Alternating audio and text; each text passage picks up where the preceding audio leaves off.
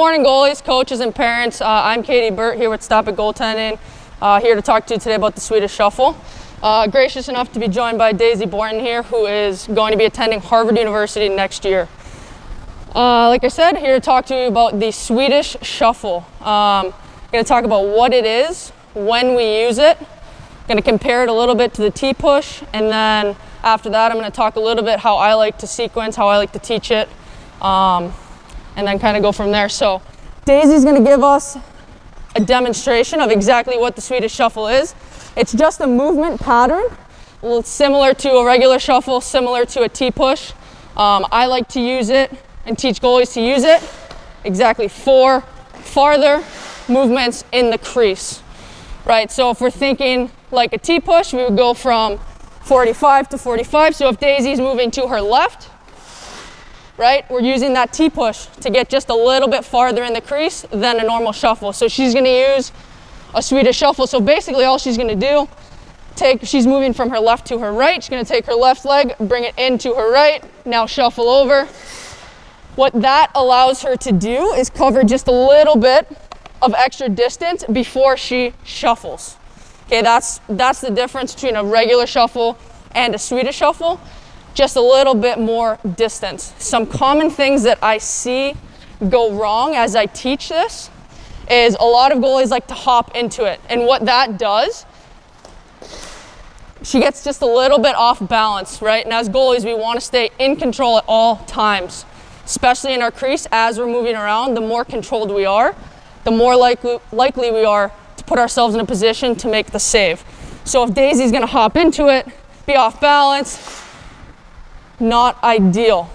Another thing that I see is goalies that tend to have wider stances struggle with this movement. Why? Because they tend to be on their inside edges, right, Daisy? Just a little bit on our inside edges as you go into your stance.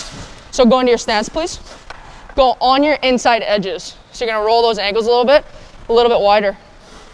Yes, so goalies that have wider stances tend to struggle, right? Because they're so far in on their inside edge that to bring their leg in, it's very, very difficult for them to make this movement. So with my younger goalies that don't like to listen, and basically they don't like to hear when I tell them that their stance is too wide because it works for them, this is a really good movement to get them in the habit of doing so that they can, over time, naturally shrink their stance without me telling them, narrow stance, narrow stance, narrow stance.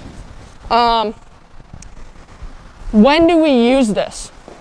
I like to use this, and I like to tell my goalies to use this more for cross ice plays, right? So plays that are going, with the zone entry, cross ice.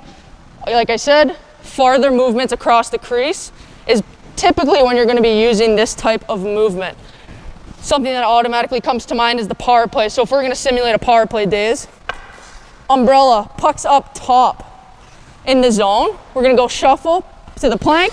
Now, this is what all power plays like to do. They like to go from top of the circle through the seam pass. This is a perfect time to use our Swedish Shuffle. As that pass gets made across from circle to circle, we're able to cover a little bit more distance while staying square in the net. Another type of situation would be zone entry with trailers.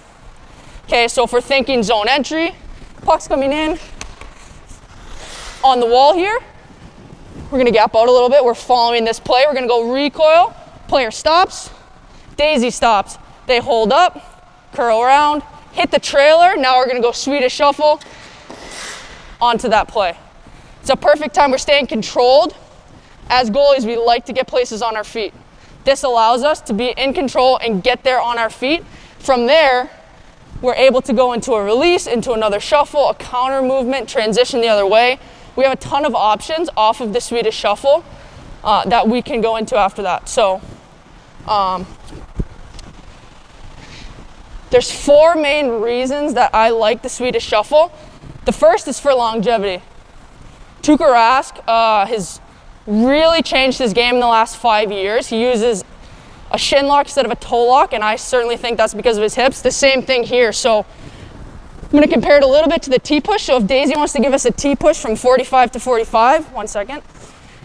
This is going to be a lot of torque on her hips. As she opens her hips and then closes, that's a violent movement for your hips. The more you do it, the more worn down your hips are going to get. For longevity, I like the Swedish shuffle.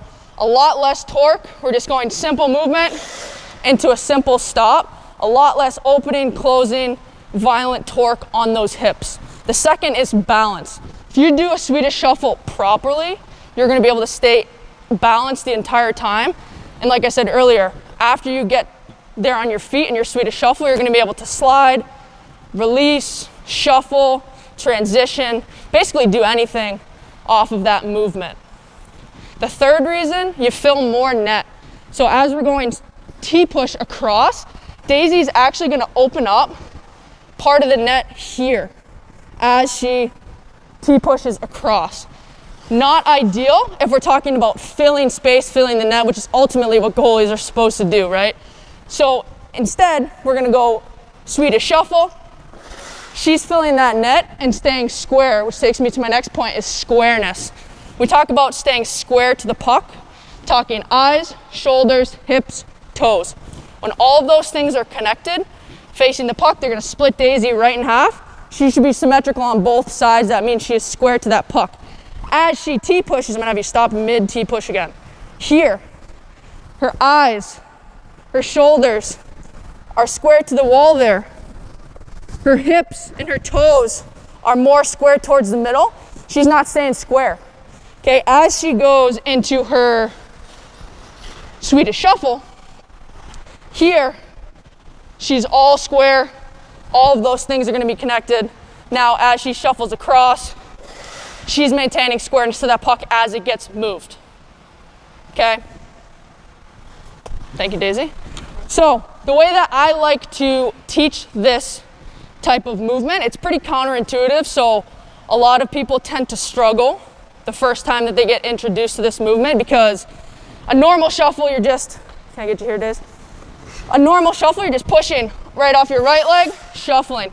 In this movement, you're going 2 pushes, so you're going to push off of this right leg to get there, and now you're pushing into your shuffle. That confuses a lot of goaltenders, so what I like to do is I like to break it down to 4 steps. So the first thing we would do is just a stationary skate.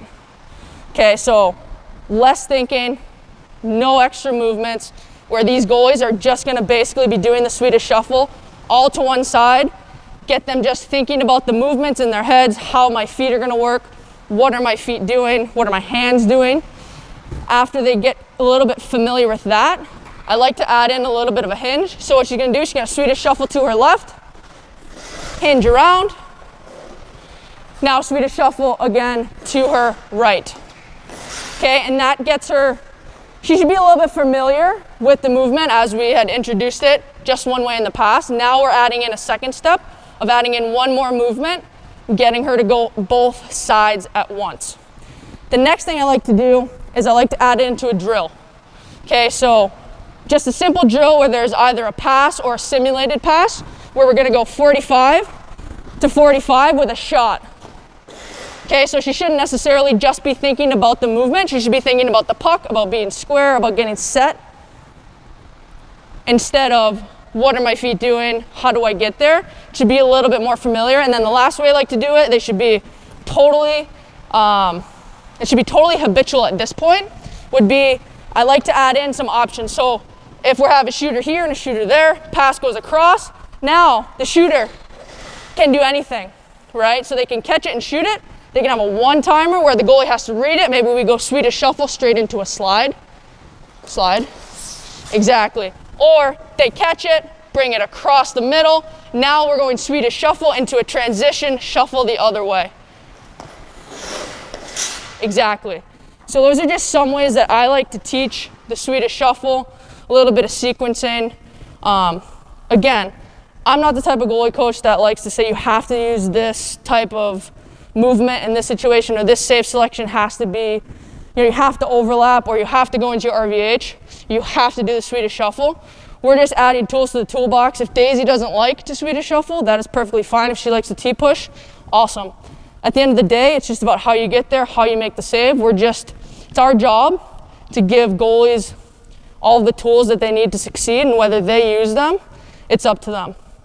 So thanks for listening, and get better.